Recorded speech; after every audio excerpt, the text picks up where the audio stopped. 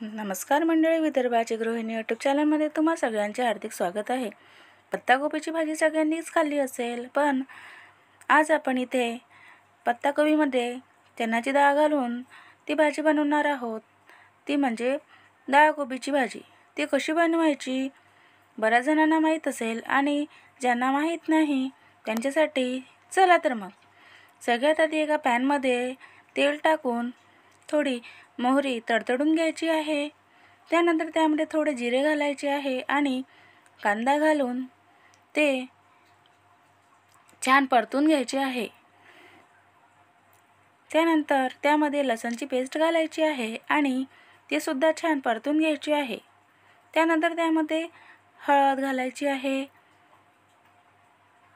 धनिया पावडर घालायची आहे आणि मसाला, तिखट व हे सगळे जिन्नस छान परतून घ्यायचे आहे। त्यानंतर त्यामध्ये आपल्याला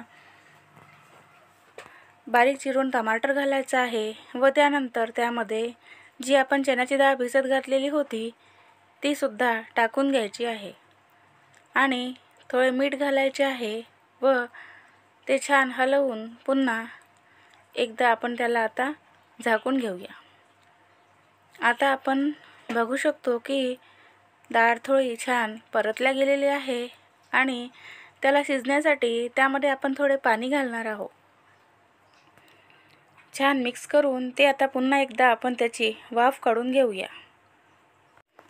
तुम्ही बघू शकता आता आपली डाळ आता बऱ्यापैकी शिजलेली आहे।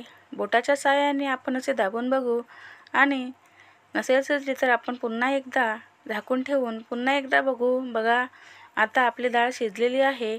आता त्यामध्ये आपण पत्ताकोबी जी चिरून ठेवलेली होती धुवून स्वच्छ ती आता आपण यामध्ये टाकून घेणार आहोत आणि आता त्यामध्ये आपण झाकण ठेवून पुन्हा एकदा वाफ काढून घेऊया। बघा आपली कोबी थोडीफार शिजत आलेली आहे। आपण पुन्हा एकदा वाफ काढून घेऊया। आता बघा आपली कोबीची भाजी छान शिजलेली आहे। आपण कोथिंबीर घालून आता ते छान सर्व करून घेऊया। बघा किती छान सुगंध येतोय आणि तुम्ही एकदा घरी करून बघा व त्याची चव बघा किती छान येते। माझी ही रेसिपी तुम्हाला जर आवडली असेल तर लाईक, शेअर आणि सबस्क्राईब करा व माझ्या पुढील रेसिपीसाठी तयार राहा व ही रेसिपी तुम्ही नक्की करून बघा। धन्यवाद।